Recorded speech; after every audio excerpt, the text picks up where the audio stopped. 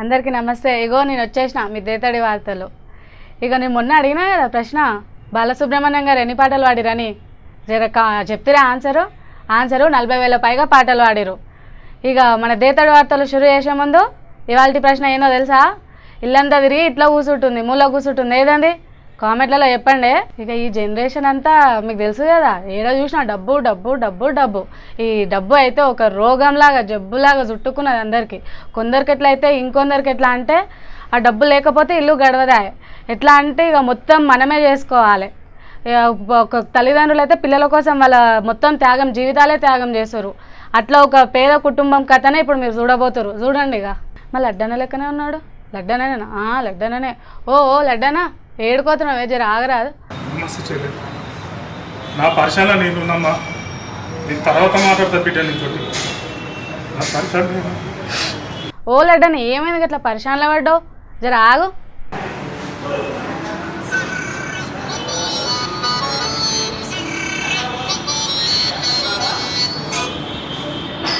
అమ్మా చెప్పు, ఇంకేం చేయాలి? సావాలనా? మనకు ఊహగట్టి ఆటో నమ్ముకు 2 లక్షలు తీసుకొచ్చి పెట్టామ్మా. 3-4 రోజులు అదన్నారు ఇద్దరు తక్కువైతే నీ చెల్లెని బతికిస్తున్నారు. లాస్ట్కు ఇప్పుడు చచ్చిపోయింది, 2 లక్షలు కట్టి తీసుకోపోమంటారు. మరి ఏం చేయాలి?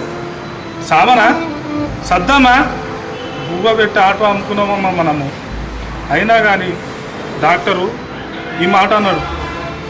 సరే పైన పెద్ద ఆయన మంచి ఆయన డాలీలు చెప్తే ఇన్నా నేను కాలేలా ముక్కి చెల్లెని ఎట్లయినా సరే తీసుకొని వస్తాను అమ్మా. నేనున్నామ్మా, నేను చెల్లెని తీసుకొస్తాను అమ్మా. నువ్వు టెన్షన్ పడవు, హర్షన్ పడవు, నేనున్నా, చెల్లెని తీసుకొస్తాను. నన్ను బాధ పెట్టకు, నువ్వు ఇబ్బంది పడకు, నన్ను ఇబ్బంది పెట్టకు. కాలేలా ముఖ్యమైన సరే తీసుకొని వస్తాను. నీకు దండం పెడతామ్మా, నీకు దండం పెడతామ్మా. నీ ఆరోగ్యం మంచిగా ఉంటుంది సార్. అయ్యింది ఏదో అయ్యింది అమ్మా, ఏడో తీసుకొస్తామ్మా. మనకు ఒక్కగానొక్క చెల్లె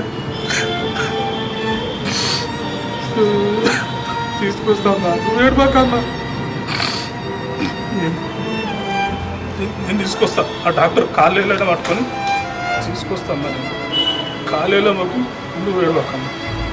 ఉన్నా నువ్వు ఒక్కదాన్ని మళ్ళీ ఏమైనా అయితే నాకు ఎవరుండరమ్మా. ఉన్న చెల్లె పోయింది, ఉన్న మొదలు ఆరోగ్యం బాగాలేదు. నువ్వు ఆ తర్య పడకు. నువ్వు 3 రోజులు సంత ఏం తింటలేవు, ఒక్క పోదినమ్మా. నేను చెల్లెని తీసుకుంటా.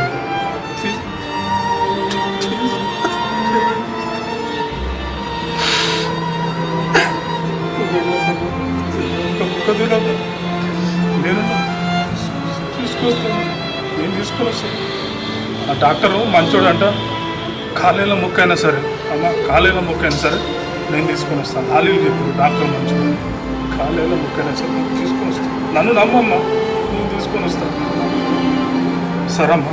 మళ్ళీ అడ్డా నేను ఎప్పుడు ఇట్లా చూడలే, ఎప్పుడు నవ్వుతూ నవ్విస్తూ మంచిగా ఉండేటోడు. అసలు ఏమైందో ఏందో. ఓ కెమెరా అన్న జర చూపెట్టు, ఏమైందో ఏం జరుగుతుందో చూపెట్టు. అయ్యా నమస్తే అయ్యా. అయ్యా ఏం లేదయ్యా, మా చెల్లెకు కరోనా వచ్చిందంటే మీ దవాఖానలో షేర్ చేస్తాను తీసుకొస్తే డాక్టర్ ఉండి 2 లక్షలు గట్ట షేర్ చేసుకుంటా అని చెప్పిండు అయ్యా. బయట 7 రూపాయలు అడిగినా సరే ఈ మాయదారు రోగం పుణ్యాన దీనివల్ల ఎవ్వరు రూపాయి దానం సాయం చేసే రోజులు లేవు పోయా. అయితే తిండి బువ్వ పెట్టి ఆటో నమ్ముకొచ్చి తీసుకొచ్చి 2 లక్షలు కట్టినాక ఆ దవాఖానలో షెరీక్ చేసుకోరయ్యా. 2-3 రోజులు అడావిడి చేసారు. అదన్నారు ఇదన్నారు, మీ చెల్లెకు మంచి ట్రీట్మెంట్ చేస్తున్నామన్నారయ్యా. లాస్ట్కు చెల్లె చచ్చిపోయిందని చెప్పారు. ఏంటంటే ఒక్కటి చెప్తున్నది, మేము ఒక పేషెంట్ మా హాస్పిటల్లోకి వచ్చిందనుకోండి, బతికించే ప్రయత్నం చేస్తాం. మా డాక్టర్స్ కానీ ఎంత కష్టపడతారంటే వాళ్ళు డే నైట్ వాళ్ళు వెళ్ళకుండా చాలా ఇక్కడ హార్డ్ వర్క్ చేస్తున్నారు. కానీ అది వాళ్ళు చేసే ప్రయత్నం వాళ్ళు చేశారు. కానీ అది దేవుడు అమ్మాయి సార్ చనిపోయిందని నాకు బాధలేదు సార్. ఇంటికి తీసుకుపోయి కార్యక్రమాలు ఏదో చేసుకుందామంటే మిగతా 2 లక్షలు కట్టి తీసుకోమంటారు సార్ చేయమని. ఇది ఎక్కడ న్యాయం సార్? ఇంటికి తీసుకుపోయి ఏదైనా కార్యక్రమం చేద్దాం అనుకుంటే 2 లక్షలు కట్టి తీసుకోమంటారు సార్. ఇది ఎక్కడైనా మీరే చెప్పారు సార్. సార్ నేను మాట్లాడతాను. ఇలాంటి నీచకున్న ఎదగోలు మా హాస్పిటల్లో ఉండాలని నాకు ఇప్పటివరకు తెలియదు. మీరేం బాధపడకండి, నేను చూసుకుంటాను. మీరు చెప్పారు కదా బిట్టిని ఫోన్ చేసి తెలుసుకుంటాను. మీరు 2 నిమిషాలు బయట నేను చూసుకుంటానండి. కాలు ముట్టా సార్. పర్లేదు సార్ మీకు పుణ్యం ఉంటుంది సార్.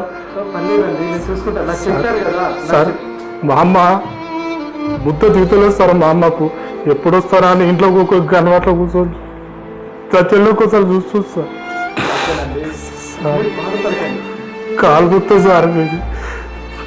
అక్కడ మా అమ్మ, ఇక్కడ మా చెల్లి చచ్చిపోయింది సార్. ఇప్పుడు ఉన్నది మా అమ్మ ఒకటి సార్.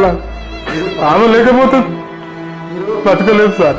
ఓకే అండి, నాకు చెప్పారు కదా లేదు సార్. ఇలాంటి ఇలా తయారు పుణ్యం ఉంటుంది సార్. అండి. మీ పేరు నాకేదో తెలియదు. మీరేం ఒక్క సార్ బువ్వ పెట్టి ఆటో అమ్ముకోలేదు తీసుకొని ఇవ్వకండి. మీరు బాధపడండి. ఒక 2 minutes నేను మాట్లాడి నేను ఎప్పుడే తెలియదు. ఓకేనా? ఒక 2 minutes తెలియదు సార్. ఇలాంటి వాళ్ళు నాకు తెలియదు. కాలు ముట్ట సార్. పుణ్యం ఉంటుంది సార్. నాకు తెలియదు, నేను చూసుకుంటాను. నాకు చెప్పారు కదా 2 నిమిషాలు మీరు వెళ్ళండి. సరే సరే. నేను కాల్ చేసింది. హలో, అరే మీకు కామన్ సెన్స్ ఏమైనా ఉందా అసలు? ఒక కేవీహెచ్ పేషెంట్ తరఫున ఒకడు వచ్చాడు పైకి, వచ్చి 2 lakhs తగ్గిమంటున్నాడు వాడు. అసలు ఎలా పంపిస్తున్నారా మీరు? ఎవడు పైకి వస్తుండో ఎవడు వెళ్తుండో మీకు తెలియదు అసలు? జీతాలు తీసుకొని ఏం చేస్తారా మీరు? నెల కాగానే జీతం కావాలంటాడు. ఎవడు పైకి వస్తుండో ఎవడు ఏం చేస్తుందో తెలుసా? నాకు విమిట్ గారు వాడిని పంపించేశాను. మీరు ఏం చేస్తారో నాకు తెలియదు. వాడు విత్ ఇన్ సెకండ్స్ నాకు ఇక్కడ ఉండొద్దాడు. వాడి నుంచి బయటకు పంపించేశాను. సెక్యూరిటీ పిలిచేసి వాడిని పంపించేశాను బయటికి. ఓకేనా? అమ్మతో ఫోన్ మాట్లాడుదామని వచ్చిన నిజ రూపం బయట చెత్తనా కొడక. మీరు మనుషులారా? మీ బతుకు జరా శవాల మీద చిల్లరేసుకున్న నా కొడక. శవాలను రాబందులు పిక్కట్టినాడు, మమ్మల్ని పిక్కట్టిద్దరు కదరా. మిమ్మల్ని నమ్మి మీ దవాఖానకు తీసుకొచ్చి నా చెల్లెల్ని అడ్మిట్ చేస్తే లాస్ట్కు తీరా చంపేశారు కదరా. అది కాక అన్నం పెట్టి ఆటో అమ్మి 2 లక్షలు కట్టి తిని కదా మీకు. వితౌట్ మై పర్మిషన్ ఎలా వచ్చింది ఇక్కడికి? అసలు ఎవరికి రమ్మన్నారు నేను? First of all get out from here. ఇక్కడ నుంచి వెళ్ళిపో. సార్ ఏం సార్ ఇంగ్లీష్ తిరుగుతుర్రు? మీరు చదువుకునే వాళ్ళు గొప్పోళ్ళు, మీ ఆటో నడుపుకోలేం సార్, గరీబోళ్ళు. కానీ ఇంత చదువుకొని ఇంత జ్ఞానం తెలిసిన ఇంకా శివాల మీద పైసలు సంపాదించడం మీద సార్ మీది.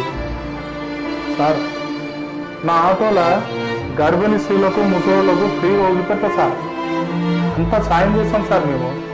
మీ పేరు బయటిని మంచోడని డాక్టర్, మా పెద్ద మనిషి మంచోడని ఈయన వస్తే గట్టి బాగా పెట్టిరు సార్ మీరు.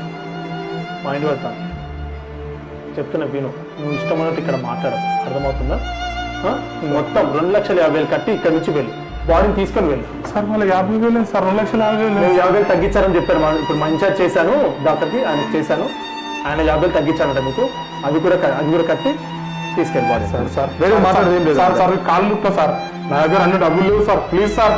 సార్ సార్ సార్ మీకు దండం పెడతా సార్. సార్ మీకు పుణ్యం ఉంటుంది సార్, మీ పిల్లలకు పుణ్యం ఉంటుంది, మీకు బాంచాను సార్.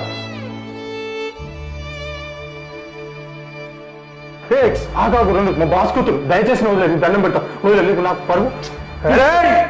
నీ మేడం అయితే నా ప్రాణాలు, నా చెల్లె ప్రాణాలు కాదారా? అరే మీనక కక్కుర్తులు కాదురా నేను. ఏం లేదు మేడం, మా చెల్లకు కరోనా వచ్చిందని మీ దవాఖానకు తీసుకొచ్చిన. షేరింగ్ చేసుకోమంటే 2 లక్షల రూపాయలు అడిగారు మేడం. అడిగితే సార్ అడిగిన వాళ్ళని వరకు ఎవ్వరు రూపాయలు సహాయం చేయలేదు. నాకు అన్నం పెట్టి ఆటోని అమ్ముకొచ్చి 2 లక్షలు కట్టి నాకు చెల్లెని జాయిన్ చేసిన మేడం. చేసిన తర్వాత 3-4 రోజులు అదన్నారు ఇదన్నా హడావిడి చేశారు, అట్లా చేశారు ఇట్లా చేశారు. లాస్ట్ చనిపోయిందని చెప్పారు మేడం. చనిపోయినందుకు నాకు బాధ కాలేదు మేడం. ఆ శవాన్ని 2 లక్షలు కట్టి తీసుకోపోమంటారు మేడం, నా చెల్లె శవాన్ని. అక్కడ మా అమ్మనేమో బాధతోటి ఒక్కటి వెతుకుని తినట్లేదు మేడం.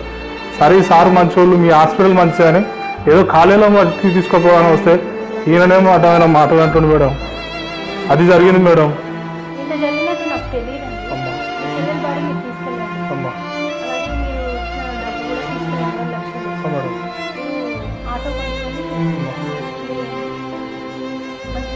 సరే అమ్మా, నేను చెప్పానమ్మా. ఏమనుకోకమ్మా, ఏనాడు ఆవేశంతో చేసినాక మీరు ఇంత మనసులో అయితే నాకు తెలియదమ్మా. క్షమించండి అమ్మా, ఏమనుకోకండమ్మా. కాలం చూసిరా ఎట్లయితుందో. అందుకే మన జాగ్రత్తలో మనం ఉండాలనేది. జర మీరు కూడా ఇట్లా మనం హాస్పిటల్కి పోతే గిట్లనే పైసలు అడిగి మనకు అన్యాయం అయిపోతుంది. అందుకే కరోనా రాకుండా మీ జాగ్రత్తలు మీరు తీసుకొని అప్పుడప్పుడు శానిటైజర్ వాడుకుంటూ మాస్కులు పెట్టుకోండి. జర బయటకు కూడా తక్కువ వెళ్ళండి. ఇక చూసిరు కదా మన ముచ్చట్లు, చూస్తూనే ఉండండి మన దేతడి వార్తలు.